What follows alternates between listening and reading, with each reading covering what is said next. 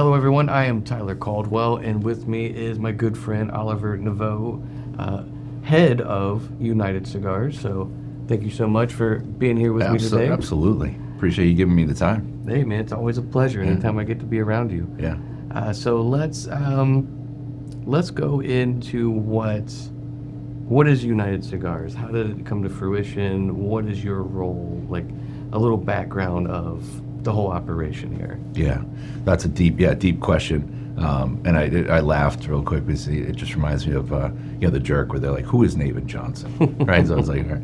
But United Cigars were the company started in 1901, so there's a long history with United Cigars as a brand.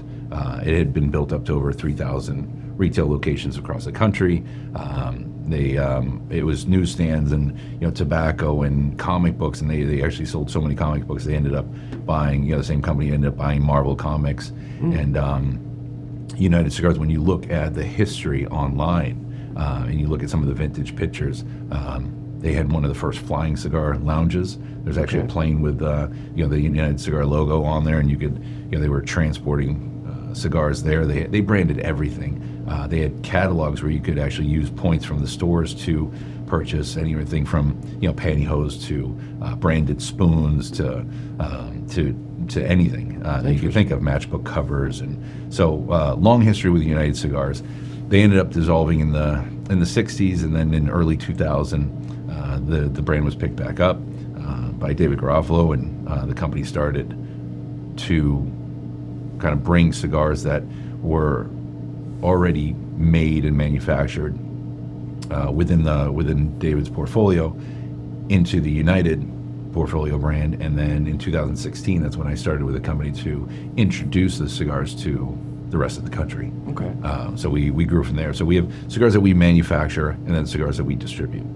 So it's an overall one-stop shop. Sure. Yeah. I mean, the portfolio is quite massive. You could say that there's something for everyone, whether you want inexpensive to luxurious to flavor-esque cigars to just high esteem, something of all strengths, all calibers of the industry. So that's what I have always thought was very interesting about United. Like there's just something for everybody. Yeah, we tried to make the portfolio approachable in price and profile, and we've had there have been conversations, as there are throughout the industry, like if there's a new brand coming out and they're looking for a distributor, we've had those, but we those conversations, but we don't want to take away from the companies that we do distribute to give them proper focus. Sure. So in the United portfolio, as I say, we distribute some lines, Atabey, Byron, Bandolero, Alfonso. Those are produced and made by Nelson Alfonso Selected Tobacco. So we brought that into our portfolio in 2012. Arnold Andre, which is a 200-year-old German company, they made very well known for their machine-made products throughout Europe over those 200 years, and they started producing premium cigars in 2011 for the European market. And a few years ago, they approached us, and we thought the partnership was a good blend, and we started to distribute their Montosa cigar, and then they made another one called Terra Nova for the U.S. market. So we have those two lines, and then we also distribute some lines for our factory, Mahia Cubana. We distribute the Jose Dominguez, the Ya and Hightower. So it's a pretty wide portfolio. We celebrated 30 years of La Giana last year. So it's an extensive portfolio from $2 all the way up to $75. We cover all the countries too. We have Honduras, Nicaragua, Dominican. Selected tobaccos rolled in Costa Rica. No Costa Rican tobacco, but those cigars are actually shipped off to Spain for their aging. So we have a little bit of everything for everybody. Interesting. Yeah. Very cool. So before you said you got involved with United in 2016, did you have any experience in the cigar industry before that, or? Yeah, my experience with cigars started really with taking cigars from my father's humidor. Of course. That's where we have to start. I was 16 years old. Never got into other types of tobacco chewing. Experimented as we all may do, but just gravitated towards cigars. And then in 98, I started working for a company out in Las Vegas, and that was Fryboy Tobacco, and started developing their marketing and their manufacturing side, and that turned into a 14-year career with them. And we, with the Vegas company, we started to branch off into more the hospitality side, which is my family's background. My father was in the hotel business, so we moved around quite a bit, almost like what they would call an army brat. I was like a hotel brat. Sure. So fortunate enough to live in some hotels for a short amount of times. I guess we were moving around, but I captured what I believe I really captured that sense of hospitality, design, awareness from my father and his background. He instilled that in me. If you think of back before there was the internet, restaurants had menus that they would print either on a daily basis or whenever they rotated it. So my father would actually steal menus from the restaurants so that he could use it as research. So to take some of those menus out of the restaurant, you had to be a little creative. Sure. Because if they didn't come out of the menu, so he would either put it in his back and tuck it in behind his jacket, or he would use his kids, myself and my younger brother, and sometimes my older brother, to take those menus out of the restaurant. So we would walk out, we'd have menus in our back, and he would have stacks of menus in the basement just as research. So I took that, and I had the hospitality side, and as I said, in Vegas with that company, they had opened up a restaurant, a tacos and tequila restaurant. They were part of Casa Fuente at Caesars, Rum Bar at Mirage. So we had a mixology program. So a lot of that hospitality kind of stuck with me, and that's where I was able to really thrive. And then in 2016 is when I started with United Cigars. Very cool. Yeah. Awesome. So very, very young company, even then in 2016. It was Yeah. only about 8 years that they'd been developed, but they weren't at the time bringing it nationally. So that's where I came on board and just started to work on the blending, the packaging, the rebranding of United. Very cool, man. Yeah. Awesome. Yeah, a little history. Well, speaking of United Cigars, we do have some branded United Cigars here. Let's discuss these a little bit. Yeah. So these are more so like the flagship cigars for the brand of United. We've got the Connecticut, we've got a Maduro, we've got a Habano. Any history of the making of these? Anything you want to discuss?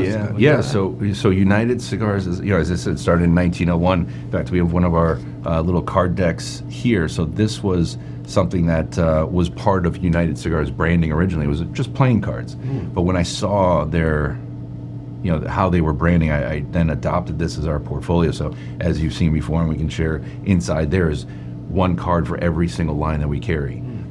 So it has a full description, picture of the cigar. So United Cigars, with our flagship line, we kept the kind of the original shield that United Cigars used, but just updated it. It was very very Americano with the coloring, and the shield is just recognizable. But during the initial process, looking at the brands and what we could do, United Cigars was a box pressed cigar. It came in a natural and Maduro. When I looked at the branding, and we had played around with some other companies, and United, look, we try to, say live United and work with other manufacturers. So we started these collaborations, and we had a cigar bar, and one of the first ones that we had done when I had started was with JRE. So we had done the Aladino, which on the market is a regular Parejo in the round, and we had box pressed it. So taking that thought process of what does this cigar taste as box pressed, I did the inverse and said, okay, what would it taste like as a round cigar? And then at the time, we were also, with that original blend, we were using Brazilian Matafina. That was getting harder to source for us, so played around with some different tobaccos. I had a cigar that I wanted just as an event-only cigar, our United Lancero, which is kind of a giveaway. I lean more towards the Lancero. Sure. I love. I understand love that pain all too well. Yeah. It's one of those that everybody loves, and then it gets on the shelf and doesn't always move. People don't gravitate towards that size. So we just kept it as the event only. But I say that because as I was doing that blend for myself, we opened up some bales of some Dominican broadleaf, which I fell in love with. I thought it was, just fantastic, very rich, had a little, sweet tinge to it, and then started to blend that into the new United blend. So all the United cigars do use Dominican broadleaf, which I haven't seen on the market yet. So it kind of makes it unique. Sure. And then we expanded 2 years ago with the Connecticut. So the United line went through a little rebranding, a little reblending, and that's it's always a beautiful experience if people have the time. You think of being in the kitchen or putting something together. You're trying different ingredients and putting it all together, and then the final result to get it to market is always rewarding. So the United line has been doing well for us. It's a well-priced cigar, right around the absolutely. Depending on the Robusto to Churchill, right around the $10 range on average. So that's great. And it, coming into a market, being able to produce something that's in my opinion, a nice premium taste of tobacco to be in that $10 range, it's becoming a little few and far between. So knowing that you guys have something like this that's also regular production, easily to obtain, it's the spot every time. Yeah, and with United Cigars too, I had a friend, a vet, that had given me a star from a flag that had been cut out by veterans, and gave that to me probably now 6-7 years ago, and I always held on to it because it had a meaning to me, because it was given to me by someone who had sacrificed his time and to serve for our country. And so I held on to it, and then looking into it further, I realized that there's an organization out there called Stars for Our Troops, so we can donate back to them. We can get the stars from them, ship them to the Dominican, and put them into every single one of our boxes, just as a way to give back and to remind us that there's Veterans Day, and that's when once a year we celebrate, but it should be an ongoing thing. So it's a little contribution back to the organization, but we're able to put that into every box to give thank you to veterans and first responders out there. That's really cool. Yeah. So it's a little piece, and then once a year we also do a Veterans Day box, where there are 2 cigars inside the box that have a yellow band on the bottom. So for retailers, we don't charge for those extra 2 cigars. They're meant to allow the retailer or the consumer that buys a box to have 2 cigars in there that they're able to share with a veteran to say thank you, because they haven't paid for them. We picked that up, but just to give back. That's really cool. Yeah. So it's it's a brand. It's our flagship, but it's one that does mean a lot to us and the company. Awesome. Yeah. So it's, great blend. So we're learning a lot about core line of United. Let's lean into Firecracker. Yeah, Firecracker is just it's a firecracker, right? We use that term, throughout life. He's a little firecracker, so that just means there's going to be some life behind it. And Firecracker at a 3.5 by 50 just has some life behind it. And I say Firecracker is one. Let's light up the skies, which just means that we're gonna go out there and crush it. Yeah. So Firecracker is one of those cigars that is just a perfect for everyday celebration, but obviously with the name, with the fuse at the end, it's one of those cigars that right around the 4th of July is just one that's naturally celebrated with friends and family at barbecues and outings. But Firecracker is interesting because the repackaging. When I started with the company, it was let's make these more today, right? Still capture the history. So on the redesign, staying with that, I guess Americana theme and United theme, the Firecracker, there's the United shield behind it. Right. It says Firecracker across the top. On the original Sungrown, the redesign included some American flags, but also a red anchor, if you see right behind, because trying to brand everything together, you can kind of see how these relate. And then all of our bands have the United coin on the back, just to again keep that branding, because we had so many cigars in the portfolio that somebody would smoke one of the lines, like Abuelo, La Gian, or something else, and even a Firecracker, and they didn't relate it to the company. So I wanted to bring all the branding together. So Firecracker's an interesting line, not only for the cigar and what it can offer, that punch for about a half hour, 45-minute smoke, but there's also the collaboration with other manufacturers that we use our Vitola, which is the 3.5 by 50, but it's their blend, their packaging. Right. So once a year we come out with a new limited edition. This year we announced it's the McAuliffe Black. Last year was the EP Carrillo Pledge. Last year, sorry, was the Lunatic. Don't want to take anything away from Aganorsa. And the year before was the EP Carrillo Pledge. So we've worked with some phenomenal companies that have just done a tremendous job for us. So it's typically once a year that a limited edition will come out, but sometimes there are additional firecrackers that are released because it's just timing. So I say that because this year we are also working with J.C. Newman to come out and celebrate the 60th anniversary of Cameroon tobacco. That was the first time that Sanford Newman found Cameroon tobacco, introduced it to the cigar industry. This is the 60th anniversary, so we thought it was going to be very special to work with the J.C. Newman family. Sure. And we'll have the El Baton Cameroon firecracker coming out in the fall. That would be really cool. So it's a lot. Yeah, it's a lot of fun for consumers and for retailers to keep it fresh. Cool. Firecracker does come in the sun grown. We have the Maduro, which first came out as a 5-pack just to introduce it to the market a long time ago as the Black Bomb, and then I rolled into the portfolio as our Maduro, and then we just released the Connecticut shade firecracker a few years ago as well. So now it's a full line of Connecticut Maduro and Sungrown for the firecracker. Yeah, and great price points right around the $7 range. So real approachable and just really packs a firecracker punch. Well, the ones that I've tried so far, even though these are just little guys here, don't let it fool you. Like they burn very slowly. Like you might look at it and be like, oh man, I'm gonna puff that thing like a cigarette in like 4 minutes, right? Not at all. Like, yeah. I mean, you can easily get like a good solid 20-25 minutes out of this thing. Yeah. And it's there are fast smokers out there, right? But perfect little smoke, but also it'll last you a lot longer than you think. Yeah, and it's full of flavor.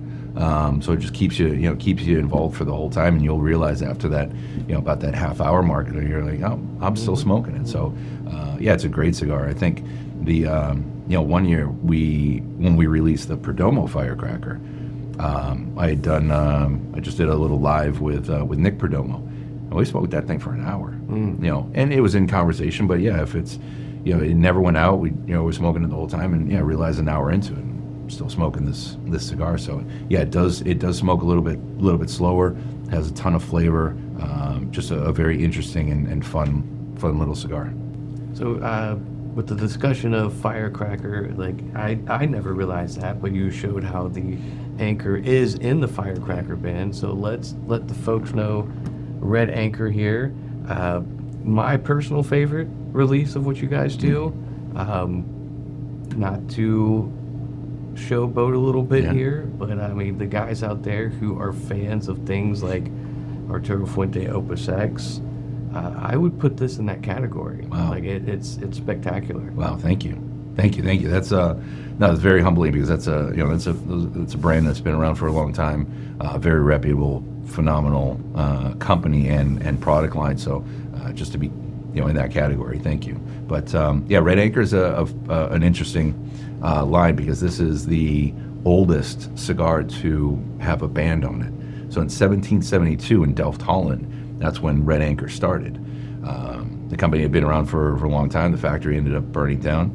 We picked it back up a few years ago and then released the Red Anchor Admiral in 2022 to celebrate the 250th anniversary of Red Anchor. So, on the front you can see, obviously, when you look at brands and how do we name it, how do we brand it, we wanted something that would just kind of stand out, because there are so many great products out there, but sometimes you forget the names or you butcher the name, and you walk in, customers walk into a store and ask for a cigar that they remember it maybe had a letter Q on it, or it had a letter O on it. I can't remember the name. This one just has a Red Anchor, so you remember Red Anchor. It sticks in your mind. And as we saw on the Firecracker, when that was rebranded, I wanted to include the Red Anchor because we knew Red Anchor was going to come out in a few years. So we try to bring everything together. Even on the Firecracker, you see there are little stars, as I mentioned, the shields on there. So we try to bring everything together, little stories behind everything. Red Anchor having the the history behind it and the origins in Holland, we had wanted to work with the Kellner family because Henke Kellner had origins and family origins in Holland. We ended up sitting down with Hendrik Kellner at KBF and going through the blend on this, for some time, but trying different tobaccos. They have beautiful tobaccos. I don't know if you've ever been able to sit down with them, but incredible tobaccos. We use our binder is from Monte Plata in the Dominican Republic, so it really holds everything together, and it's a great blend of some Dominicans and PA broadleaf. So it has this robustness, but it's a very sophisticated cigar to me. Sure. Where when you're smoking it, there's nothing off-putting. We make sure that the cigars rest after they're rolled in the factory. Make sure that they rest before they come to market, so that once it's on the shelf, you're able to have that experience right away. There's no grab this box, sit on it for a year or two, and then it's going to be great. This is a fantastic cigar right off the bat. It's one of my favorite blends that in our portfolio that I was able to really work with Hendrik at KBF to put this together. So it's been a great launch and been received very well. So awesome. Yeah. I would say, just to add a little more kind words to this is a type of cigar that if you're just getting into cigars, it's perfectly balanced. It's not overwhelming. If it's your first cigar, you're going to enjoy it. If you're a seasoned vet, you've been smoking for 30 plus years, you're still going to enjoy it. It has a characteristic of almost anyone could enjoy the cigar. Yeah. So definitely, I hope people will catch on to the Red Anchor. Definitely. Thank you. Yeah, they have to. You got to set sail. Release that anchor release that anchor and give it a try. But it's it is. And then when I started getting more into more the blending side when I was in Vegas, and I use that term lightly because at first, when you're working with manufacturers, sometimes it's just a sample of a cigar. This is already rolled. Let's try 1, 2, and 3, and then it might go to 4, 5, and 6, and let's try this. But to be able to work on the percentages of the tobaccos used, to sample the tobaccos in the bales, just that raw tobacco, and again going back to the cooking analogy, you're trying the different ingredients and then you're putting it all together, and then once it's together, all right, let's just adjust. Sure. Right, these percentages. So I was looking for something that could, to your point, be interesting and approachable for the new smoker, that is maybe they've been smoking cigars for a year or two, but even the new smoker, we can't discredit them because they haven't been smoking very long. They might have, their palate might be more refined than some seasoned smokers. Sure. Because seasoned smokers might have bad habits, or they've gone down a path of things that just are very overpowering and not maybe not balanced. So I wanted something that was balanced, was approachable, but still interesting for someone that has smoked for a long time. So a little more refined, and as I said before, just more sophisticated, and just a great everyday cigar. Absolutely. Yeah. So let's move on to Bandolero. Bandolero, to use your words, has been kind of like a misunderstood brand. So let's let people know why it shouldn't be. Yeah. So I say misunderstood only because there are certain, maybe standards that in the industry, this is what we do, this is how we make cigars. We should let them rest more as manufacturers and then put them out to the market so that they're ready to smoke. Selected Tobacco, which is Nelson Alfonso, has taken that to a whole nother level. So when I say misunderstood, people need to understand that Selected Tobacco, and starting in his portfolio with a product that's more approachable in pricing, Sure. Is a cigar that is still aged post-roll. So to understand Bandolero, first there are 3 different blends on Bandolero. You have the Aventureros, the Serie A, the Clandestinos, Serie C, and the Traficante, Serie T. Those are all different blends using Peruvian tobaccos in Serie A and Serie C, and then more Nicaraguan ligeros to have more upfront palate spice on the Serie T. But Bandolero, to start out, these were the bandits that used to steal tobacco from the Spanish crown, the Cuban tobacco, from the Spanish crown, because Spain owned all of the tobacco. Then they would ship it off to Spain, they would roll the cigars and then send that out to the market. So there were some purists that just believed that that wasn't fair. They stole the tobacco, brought it to Costa Rica, as the story goes, and then used to roll cigars and then sell it off to the American market. And they would say that only the true connoisseur would understand what that product was. So Bandolero gets its name from that, and you can see the stories on the sides and on the inside lid. If I can show that. So the inside lid has a story of all the Bandoleros. So every lid has a different story, from the tobaccos being cultivated, being fermented, being processed, being shipped, and then there's even one where the rollers are in front of a window so they can see if anybody's coming, so that they can then put everything away. But Bandolero, and again, selected tobacco. So why is it different and unique to the industry, and why is it misunderstood?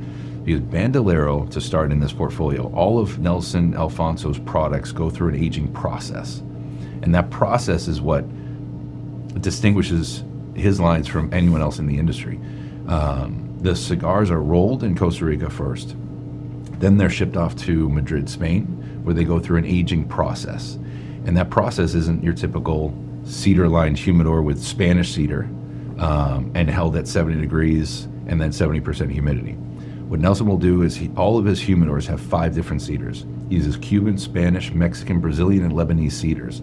Interesting. Then the cigars go through this humidification process where humidity is lowered and then raised back up. So the cigars go through this stress where they're purging any of the impurities by going down to 40%. And then as they increase and go to that 70 plus, they're breathing in all the different cedar notes. So all those, all the humidity that's pumped into the humidor is absorbed by the wood.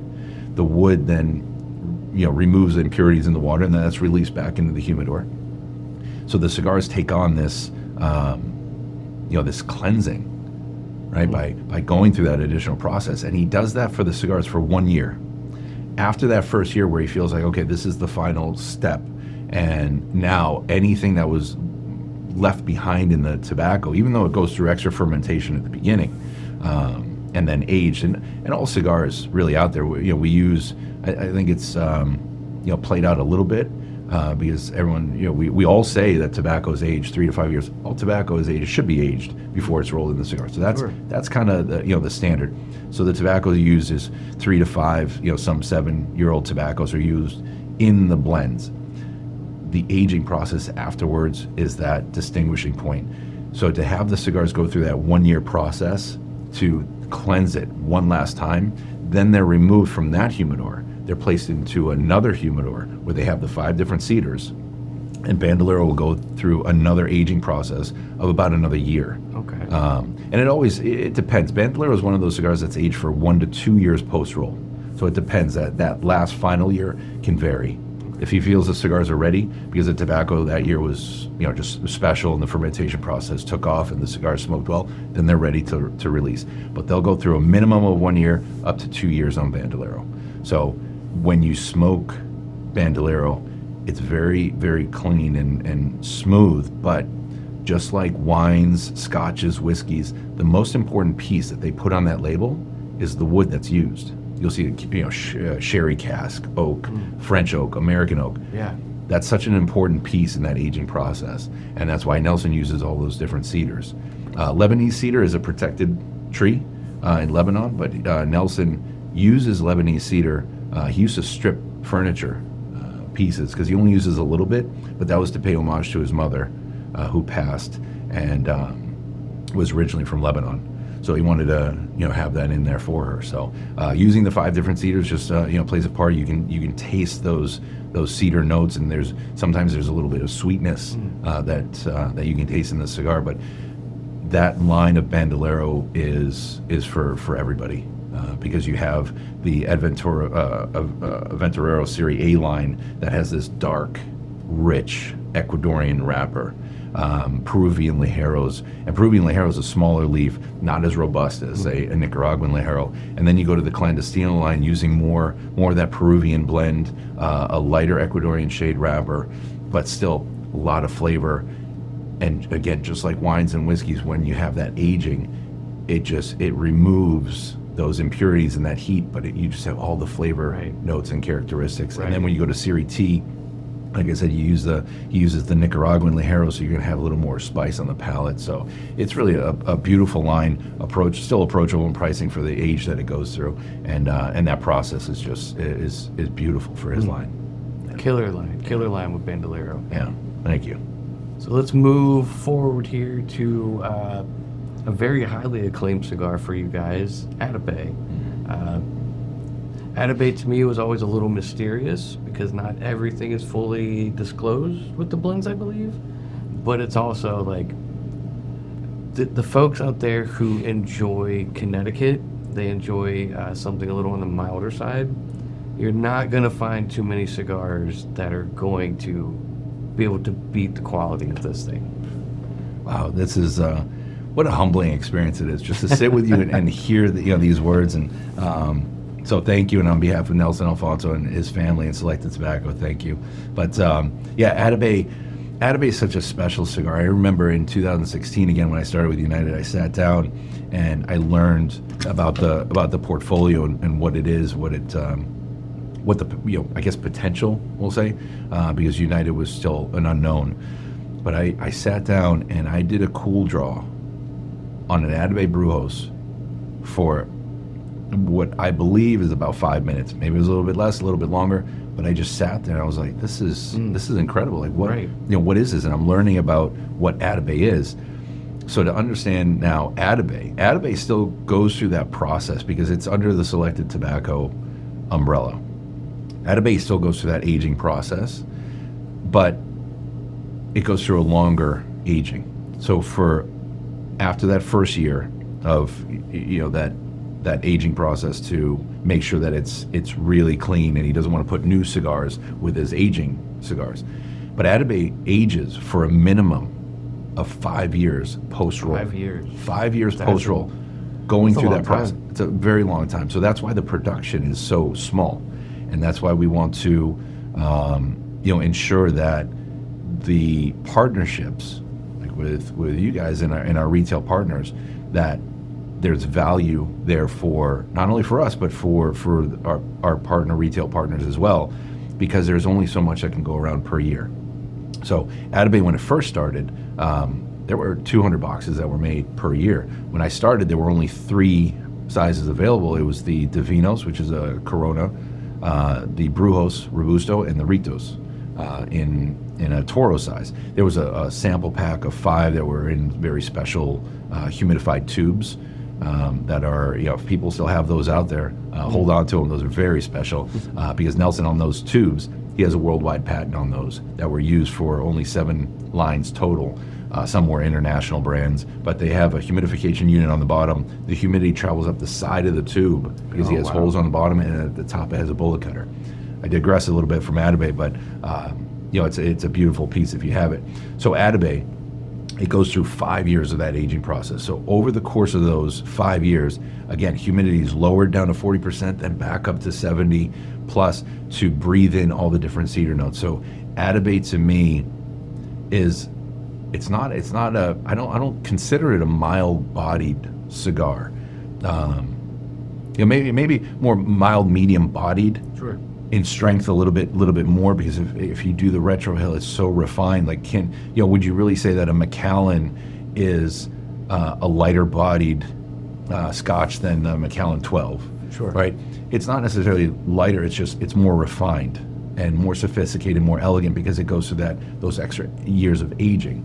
So Atabey is the goddess of the Taino Indians that were originally in the Caribbean, and the story of Atabey comes because, yes, she was the goddess, but the cohiba was the spiritual ceremony, the circular ceremony. Like if we had more people around this table, this would be considered a cohiba. Oh, okay. And then there was the shaman, the tribal leader, who would put together these blends so that everyone in that ceremony could have their prayers answered by the goddess. But he was the Behike. So that's where the Cohiba Behike came to be. And then the Behike was the one that could communicate to the goddess. So all the smoke was blown to the center where the Behike was, and then he would blow up the prayers to the goddess Atabey. Wow. So that's where Atabey, the name comes from, and that's where she stems from. So she's the queen, the goddess, the end all be all for the Taino Indians. And Atabey's a cigar that all, you said very mysterious. Well, the Mysticos, that's where it gets its name from. All the names, the Hechizos size, which is our smallest size in Atabey, that was like an evil spirit, and you have the Spiritus, our Lancero, meaning spirit. Delirios, they would go in the state of delirium as they're smoking these blends and blowing the smoke to the Behike. So Atabey is just a very special line to me, because that's what changed my perception of cigars. I had already been in the industry, as I mentioned, working in Las Vegas for a long time on the retail, wholesale manufacturing side, and we sold cigars for a higher price point. So when I came on board and I learned about Atabey and I saw that price point, I was like, well, wait a second. But then I did the cool draw, as I said. I smoked it. I learned about the process. I said, well, this is different. This is unique. This is now taking on a different element that I've never heard of. I didn't know it existed. And then as I was smoking, I could experience it. I could understand it. And I feel that when I smoke the Atabey, I go into maybe a little state of delirium because I feel more relaxed. I smoke it a little bit slower because I can feel the difference when I'm smoking the Atabey. So it's a very special cigar. So when you see an elevated price on anything that we purchase, we want to make sure that is there value, and why is this one more expensive than this one? So to understand Nelson Alfonso's lines and why is there a higher price point? Well, it's because that extra aging, and not your typical aging. What I knew as aging was, I have a box, I bought it in 2000. 5 years later, 2005, now it's a 5-year-old cigar. But it was just in the box. It was in my humidor at 70%. So you can't say that, if you buy a Macallan 25 and it's already in the bottle, and then 5 years later, oh, now it's a 30. It's not. It wasn't in the wood. It wasn't aging. Going through that aging process. So Atabey goes through an aging process of 5 years total, and sometimes a little bit more. Because it always depends on his production when the cigar is ready. But it's a 5-year process of aging on Atabey. Very meticulous. Yeah, and the blend. I think when Nelson started out, because he was so new and fearful, he didn't want people to know this process, and he doesn't. We don't share everything that he does, because there's so much more. He was worried about, well, if we share the blend, and that's true for a lot of manufacturers. We won't. They won't tell you the percentages, and sometimes sharing the tobacco. As I said before, with the United box pressed, the Brazilian Matafina started to be like a hot item. So then, some companies in any industry, they'll start to pick that tobacco, and then it's harder for other companies to pick that tobacco. So for Nelson, it was the same. He was using a lot of Peruvian tobacco. Seeds, original tobacco seeds originated in Peru, thousands and thousands, 3,000 plus years ago. So him choosing to use more Peruvian tobacco in the blends when it's used properly and blended properly, because it's an ingredient. When it's used with other tobaccos and mixed properly, it's absolutely phenomenal. So this uses Ecuadorian shade-grown, natural shade-grown, right, for Ecuador, wrapper, has a Dominican binder and Dominican and Peruvian fillers. So it's just a beautiful, sophisticated cigar again. Sophisticated is definitely the word I would use for Atabey, for sure. Yeah. It's an everyday celebration cigar, for sure. So finally here for our selection of what we carry on smokingpipes.com right now is the Byron. So obviously we have 3 different choices here. What makes each one of these different and special and unique in their own way? So Byron is an interesting line, and I'll get into that, because each century is very, very unique, and then even within the century, they're very unique. So Byron was a line that Nelson's great-great-grandfather had started in Cuba, and named this line after the poet Lord Byron in 1850. And it was a brand that was sold throughout the U.S. as a Cuban brand.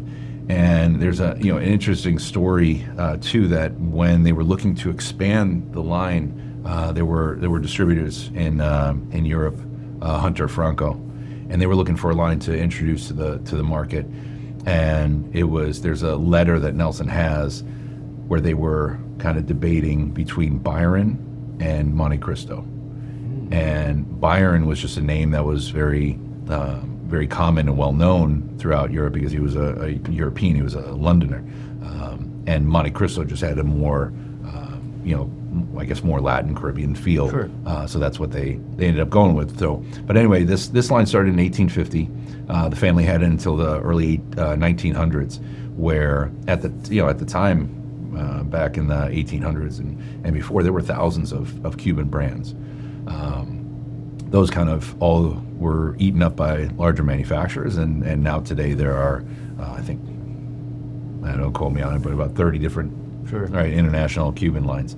So Byron was started by his family, and in the 1990s, Nelson Alfonso was living in Cuba. He was an artist, photographer, and didn't know his family's history because part of that the tobacco side of the family was removed from the family. His grandfather was kind of kicked out of the family because he didn't have the same beliefs as some of the other Cubans in that area. But so Nelson he met his grandfather when he was 24 for the first time, and learned about the family history. And then he said at that moment he put his camera back in its case, and he goes, he never touched it again, professionally, and then started to immerse himself in tobacco and cigars, and that's where he took his design work and his artistry and brought it into the international world, and started to redesign and brand some of the other lines out there. But for the Byron line, that's where he brought it back, started to bring it back to life. So the Byron line, you have the 19th century, 20th century, and the 21st century. So when I say that they're all very distinct lines, in the 19th century, he uses Nicaraguan and Dominican fillers, all Ecuadorian wrappers, but all different wrappers between the four sizes that are available. In front of us today, we have two lines that are limited releases that come out once a year. They show the year that the cigar started to go through the aging process. But you have the Petite Poema, that's aged for 4 years post-roll. You have the Poema, which is a Robusto, aged for 3 years post-roll. Then it goes to the Grand Poema, 5 years, and then the Epique Poema, aged for 4 years. So the aging process for those three, the different shade wrappers for those four lines, rather, make each one very distinct. So the Petite Poema, in my opinion, as a cigar smoker, is one of the strongest lines in his portfolio for the Byron line. So Byron just has a tremendous amount of history. The names for the 19th century have all the, because Lord Byron was a poet. The Petite Poema, as they explained, they associate with what his profession was. So the 19th century is going to be a little stronger on the palate, more spice because it uses the Nicaraguan tobacco, and it's a more fuller bodied cigar. When you go to the 20th century, he removes the Nicaraguan, starts to use Dominican and Peruvian on the fillers, and most of the lines have a lighter Ecuadorian Habano wrapper. But in the Byron 20th century, we have the Habanero, so that comes out with the Grand Poema and the Elegante. These are humidors that are released once a year, as I mentioned. 300 before. This year there will be 400. They're numbered. They show the vintage of when the cigars started to go through that aging process, and each humidor is numbered 1 through 300. This year, as I mentioned, 1 through 400. On the 20th century line, you have the Londinense, which is a Toro that is named after Lord Byron being a Londoner. You have the Habanero, because he loved his Cuban cigars. You have the Venecianos, because he would travel to Italy, and that's our Torpedo, aged for 4 years in the 20th century line. And then you have the Mesalonges, which is a 3-year aged Byron that is the location that he passed at a young age in 1826 when he was in Greece they were going through some turmoil there, and he wanted to help support. He ended up passing in 1826 in Mesalonges, Greece. And then when we go to the 21st century, and these were all blends that Nelson kind of recreated, kind of capturing what the cigar may have tasted like back then. Sure. So he wanted to reblend something that was a little bit stronger and more robust on the 19th century, a little bit softer on the 20th. And on the 21st, for those that may love Atabey and want to venture into Byron, the 21st century actually uses the same wrapper that Atabey does, that light Ecuadorian Connecticut shade wrapper, but more Dominican and a little bit of Peruvian on the 21st century. The 21st century just shows who Lord Byron was. He was a distinguished gentleman, so you have the Distinguidos, the Elegante, as I mentioned, comes with in this humidor set. It was a very elegant gentleman. The Aristocratus for an aristocrat, and then the Elegante, Distinguidos. That's the one. Honorable. Honorable is the one that is just a larger ring gauge, 58 ring gauge, so a larger format for that one, but for an honorable gentleman. So all the 21st century are aged for 4 years post roll. So it's a more subtle cigar for the Byron portfolio, little more towards that Atabey side, but then you have a little more body in the Byron line for that smoker. So then when they're kind of playing around with the different lines, it's approachable on the 21st century or the 20th century, and then for a little more robust, you go to the 19th century. So a lot of history behind the Byron 1850 or the Byron line named after Lord Byron. A lot of history and just a lot of just incredible knowledge. Mm-hmm. I'm learning more than I ever thought I would about Byron. Yeah, it's a beautiful process. It goes through that same aging process. On Byron, what makes it unique, because they all go through different aging processes, or rather, it's the same process but just different time. That's notated on the secondary band. So usually the secondary band will have the number of years that it's aged. So this is 5 años. This will say 4 años, 3 años, right, for the different amount of time that it goes through the aging process. Awesome. Yeah, beautiful line. Got to try one today. So I have personally learned a lot about not just Byron that's up here, Atabey, but just everything across the board from United Cigars. I hope everyone watching this has learned a lot as well, and thanks for coming out, man, and joining us and educating the masses as well as myself. And I look forward to seeing what United has popping off next, man. I look forward to the partnership and the growth. We're young in the relationship, and that's the beauty of it. But you guys have been tremendous supporters, and you believe in the lines. And when you're hopefully when you experienced it and sitting down, you can see there's a difference and there's a uniqueness to it. So I appreciate the opportunity to be able to sit down and share some of the stories. And look, in the end, this is what I got into cigars for. Because there was these conversations, sitting down, enjoying a cigar with a good friend and a good conversation. So thank you. Absolutely, man. Yeah. Thank you for being here. Always. And thank you for watching. And check out smokingpipes.com. Check out all of the brands that we've mentioned today, and let us know what you think of them. And we'll see you next time.